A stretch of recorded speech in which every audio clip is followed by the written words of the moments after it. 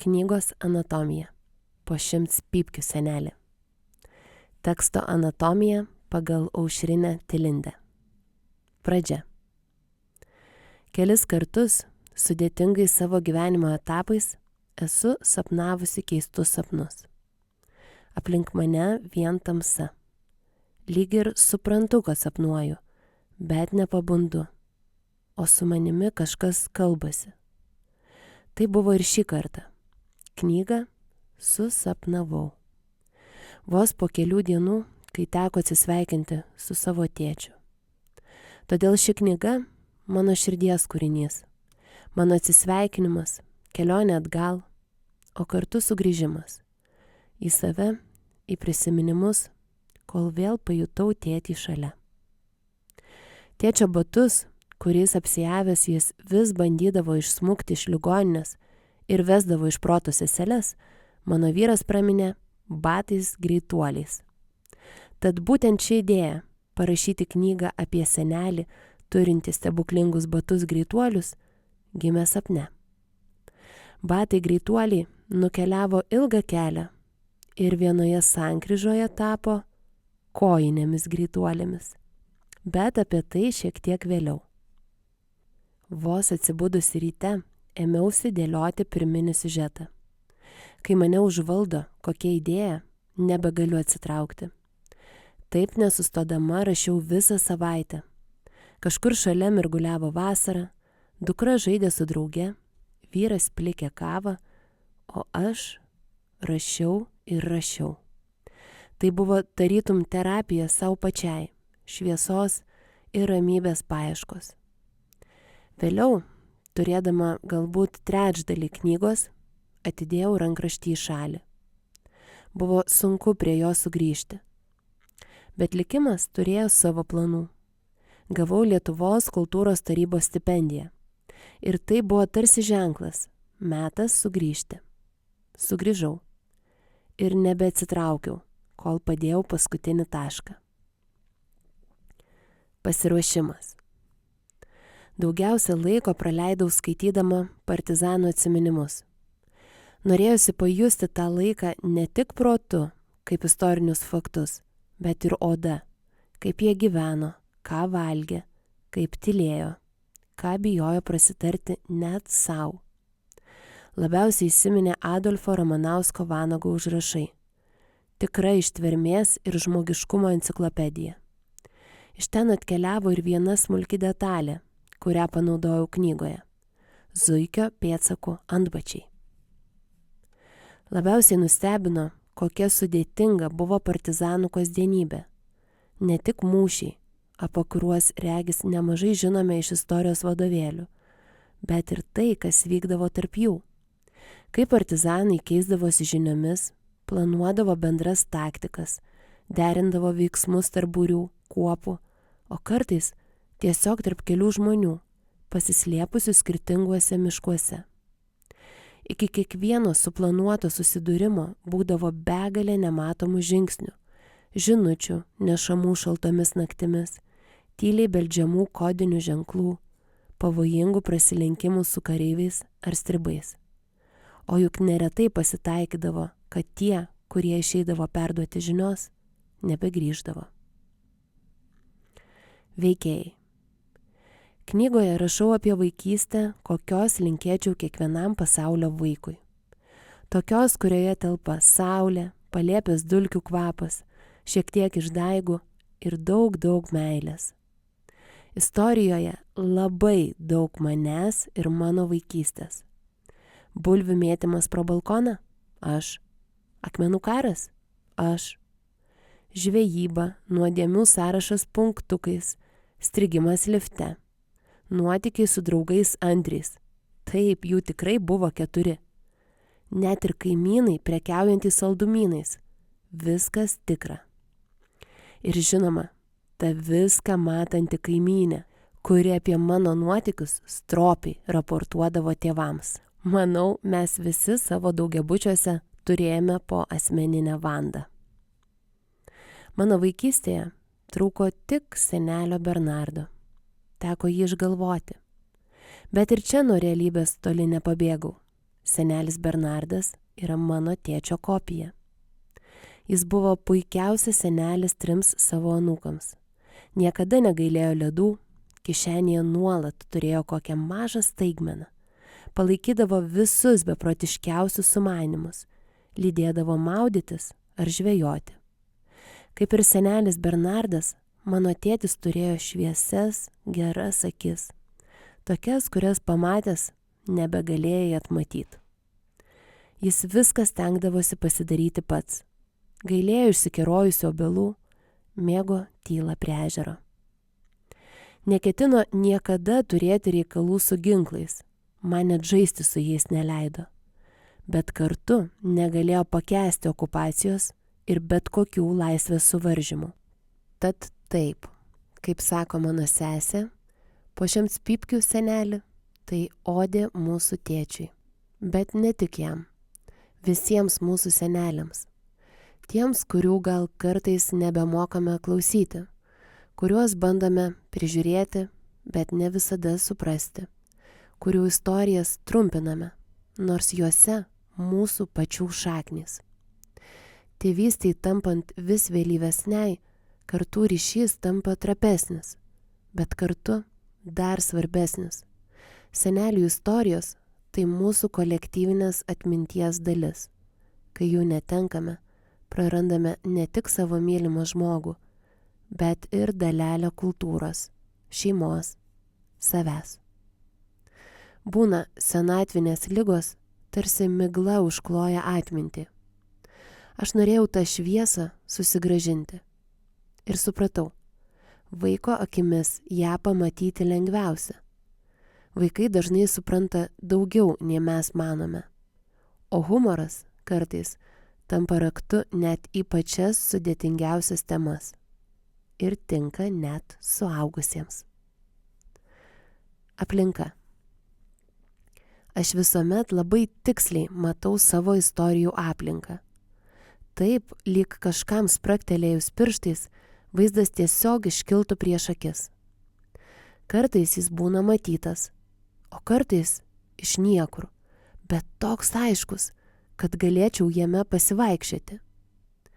Šįkart rašydama dažnai grįždavau į savo vaikystės daugiabutį. Ko gero tokį pat, kokiuose tuomet gyvename visi.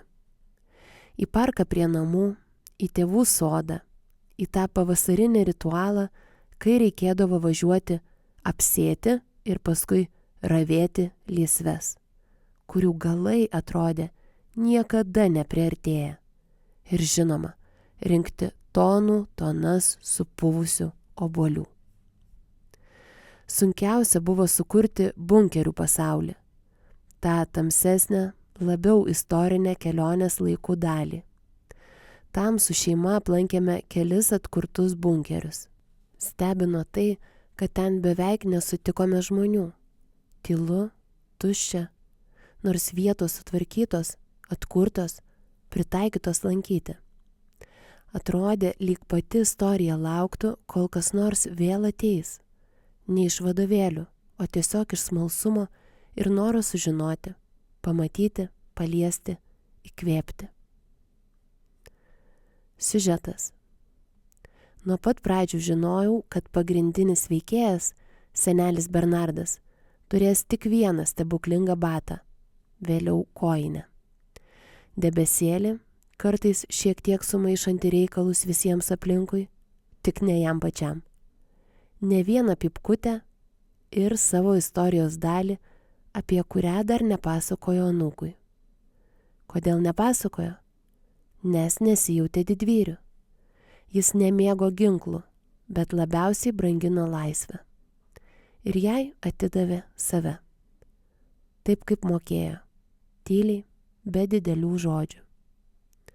Norėjau vaikams parodyti, kad didvyriškumas nebūtinai atrodo kaip filme.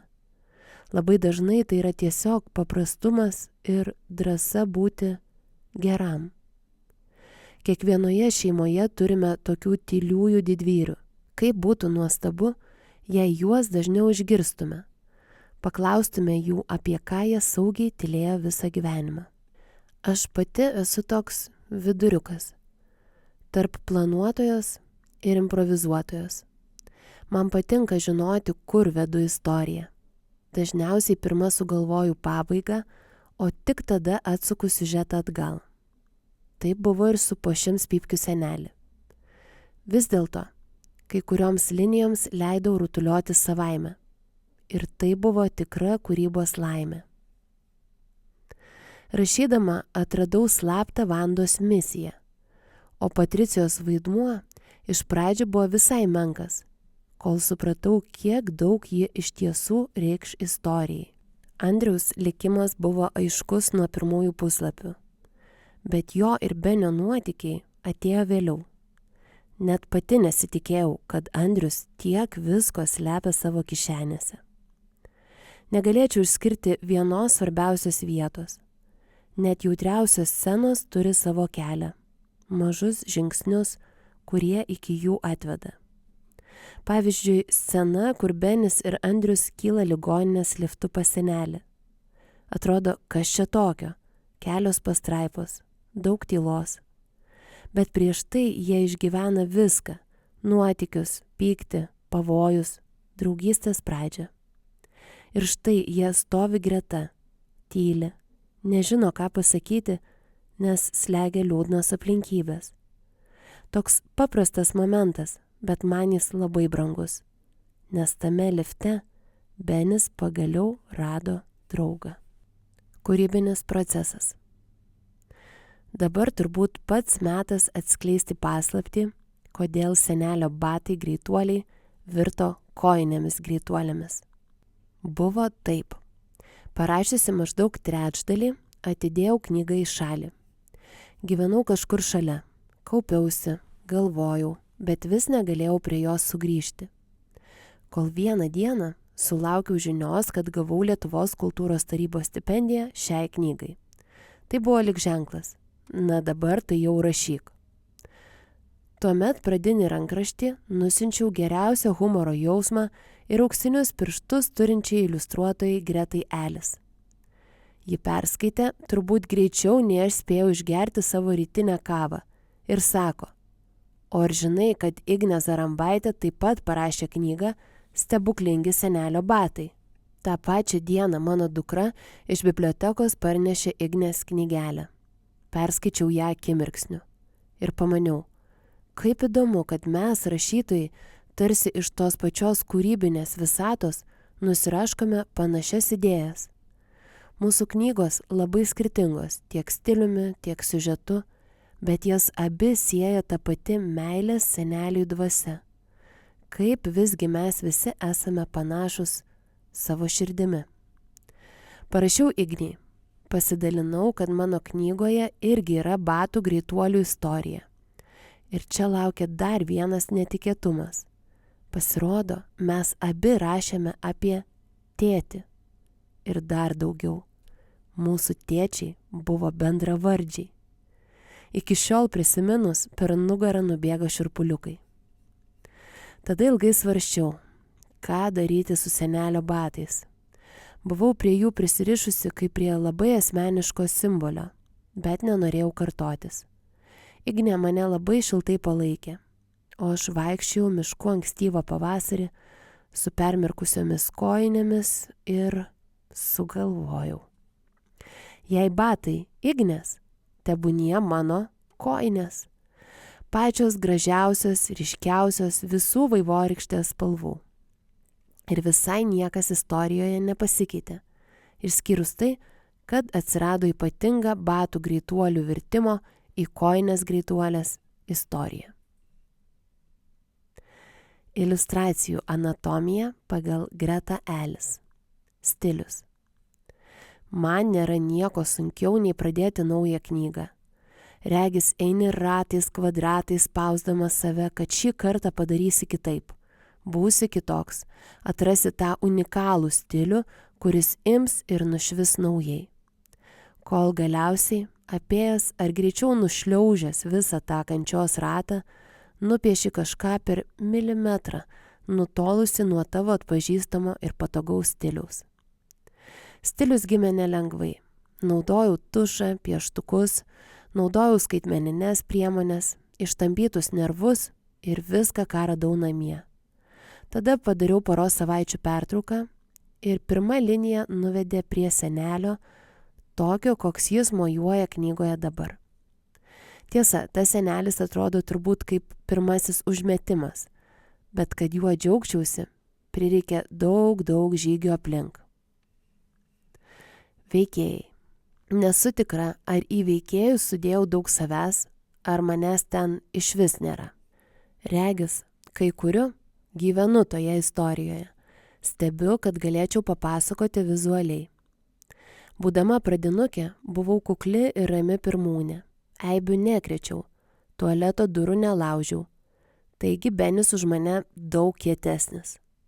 O knygos senelis, man atrodo, toks plataus glėbio, apkabinantis visą vaikystę.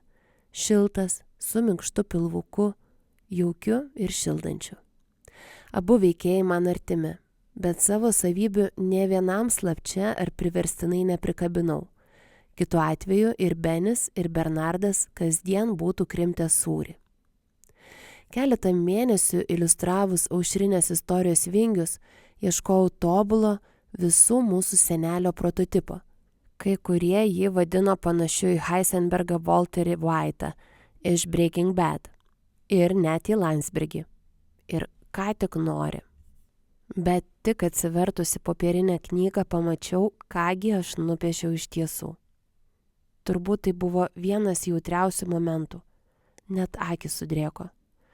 Sausio 29 dieną netikėtai pradžiugino Aušrinę. Klausdama, gal man būtų smalsu prisidėti vaizdais prie jos jautraus rankraščio apie tėtį ir atsisveikinimo su juo. O kovo 1 dienomis aš jau pati sėdėjau ligoninėje, lankydama savo tėtį. Galvojau, ar spėsi atvykti. Spėjau. Sveiko. Sveiksta. Bet matyt, mano galvoje taip ir liko, kad ligoninė, šokoladiniai saldainiai, rombelių raštais marginti ligoninės marškiniai su raišteliais ir akinukai, tai mano tėtis, kuris pateko į knygą visai neplanuotai, iš vidinio jausmo ir išgyvenimo. Ir tai supratus, baugiai jautru paliko, kaip stipriai tos mano rankos kuria ne naujus vaizdus, o atkartoja gabalėlius, surinktus iš visko, ką jaučiu ir patiriu. Kai kurie veikėjai man kėlė šypseną. Mėginau juos kurti apibendrintus, kad juose tilptų visų mūsų bičiuliai. Pavyzdžiui, mano mylima Vanda, visų mūsų žinoma kaimynė Landūnė. Pieždama net ir jos plaukų kuodą sutempiau į viršų taip stipriai, kad antakiai pakiltų. Ji erzina, visada išlenda ne vietoj ir ne laiku. Stebi kiekvieną judesiuką vykstantį laiptinėje. Man galvoje iškilo visos mano nuomotų butų ir studijų kaimynės Vandos, kurios regis turėjo 100 akių ir dar daugiau slapukiškų minčių. Regis tik ir laukdamas, kol per vėlai jungsi skalbimo mašiną ar garsiau nusijuoksi ir jau bus paleistos triūbos. Beje, kai tik be jokio konteksto parodžiau bičiuliai Vandos iliustraciją ir paklausiau, ką jai primena, jis sukando dantis ir pareiškė: aš jau jos nekenčiu, čia kaip mano ta kaimynė. Tai priėmiau kaip didžiulį komplimentą, kad vizualiai pavyko pavaizduoti. Paprastai piešiu labai intuityviai. Retai kada sėdžiu ir krapštau pakaušį medituodama prie popieriaus lapo. Dažniausiai piešiu, kol išpiešiu tai, ko ieškojau. Kartais iš 1 linijos, kartais iš 100-osios, bet be linijos, tik mintise, kurti negaliu. Kai manęs kas paprašo idėjinių ar kompozicinių eskizų, pradeda drebėti rankos ir trūkčioti akis. Eskizų? Ar tikrai to norite? Kartais užsimetu labai grubią idėją popieriuje. Tai dažniausiai būna panašiau į insulto ištikto žmogaus paskutinį raštelį, kurio pati nesugebu atpažinti po dienos. Taigi juos rodyti kitiems rizikinga. Tačiau sunku įtikinti kitus, kad eskizas nėra gražus sumažintas piešinėlis. Kaskart norisi sušukti. Ne, galutinis variantas taip neatrodys. Atmatykite, pamirškite. Visas Bernardo ir Benio pasaulis nupieštas intuityviai. Dryžuoti drabužiai, gėlėti arbatos puodeliai, languota kepurėlė, gaidelio sausainiai. Norėjosi sukurti visiems bendrą jausmą. Vaikystės namų, visų senelių ir visų anūkų idilę. Vieniems ją pasisekė patirti, kitiems dėja ne. Bet tikiu, kad net ir tie, kurie nepačiupinėjo savo rankomis, puikiai matė margarinų ar prieš kalėdinių prekybcentrių reklamas su tuo jausmu, tuo idilišku vaizdu atviruke, kurį išimi iš rėmelio ir įsidedi savo. Aš pati savo seneliškai, močiutiškai, anūkiškus jaukius jausmus pradėjau išgyventi ne vaikystėje, o daug vėliau, kai jau jaučiausi suaugęs vaikas.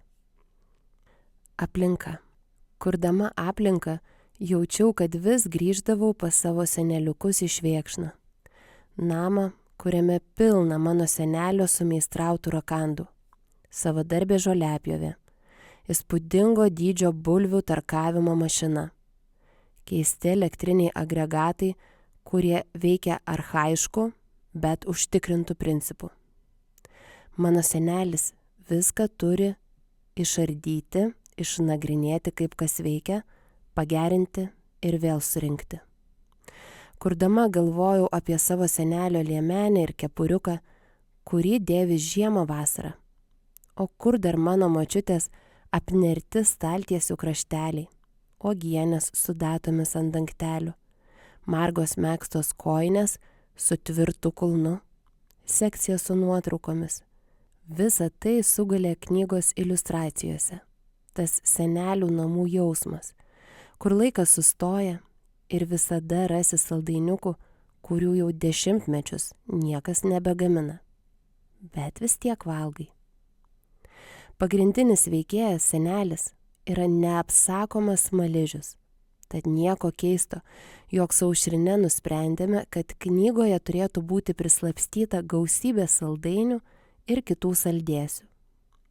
Įkvėpimui įsigijau jų ir aš – aguonėlių, kregždučių, mildų ir kitų cukraus gabalėlių folijos popierėliuose.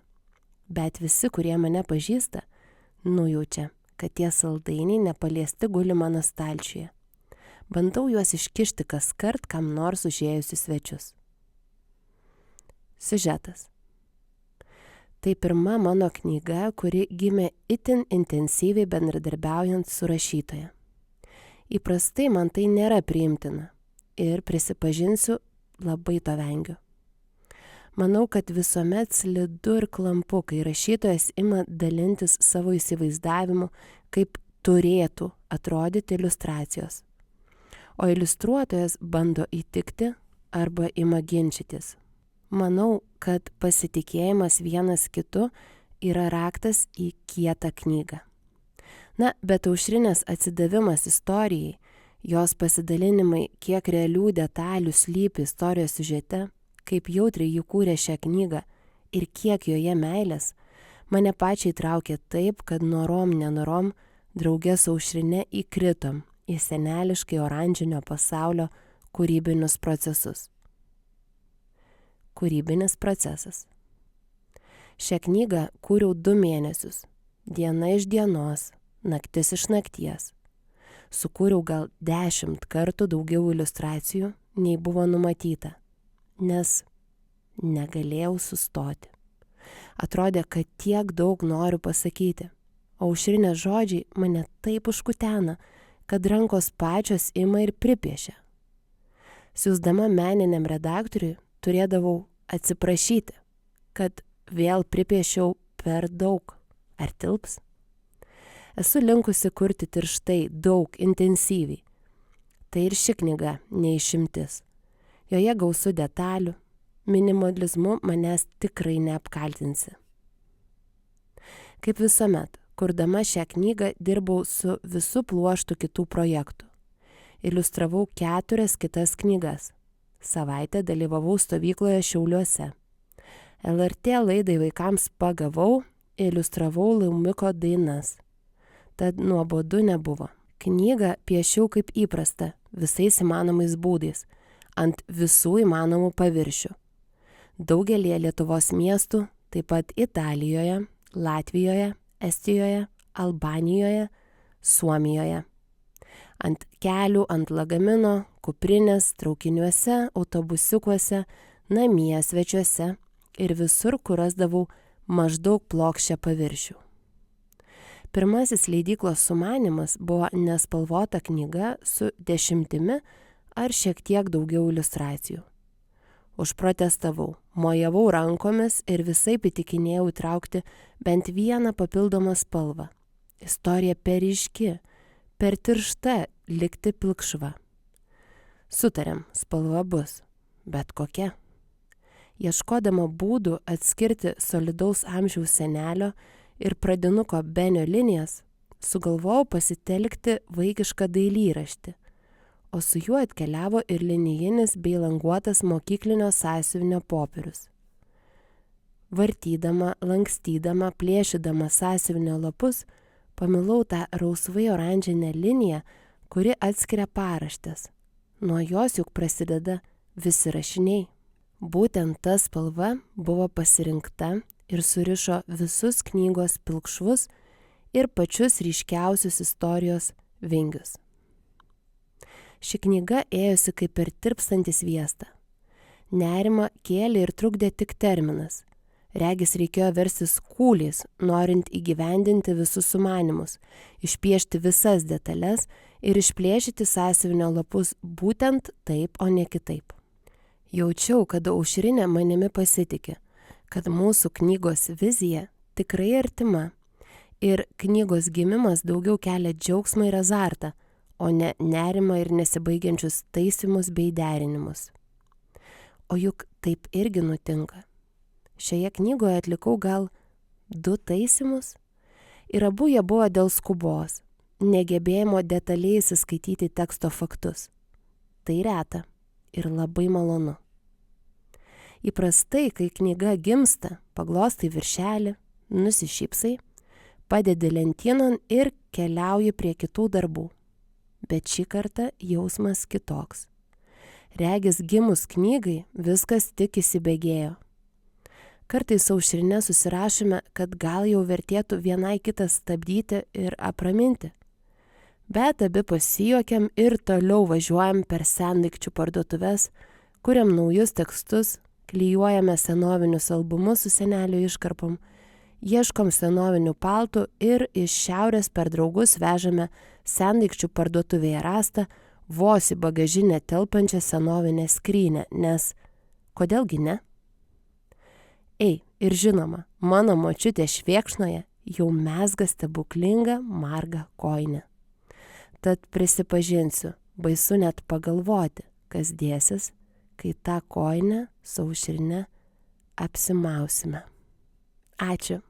Kalbino ir skaitė Kotryna Zylė. Projekto namai Vaikų žemė. Projektą iš dalies finansuoja Lietuvos kultūros taryba. Šios knygos kūrėjų biografijas ir daugiau knygų anatomijų rasite adresu knygukūrėjai.lt.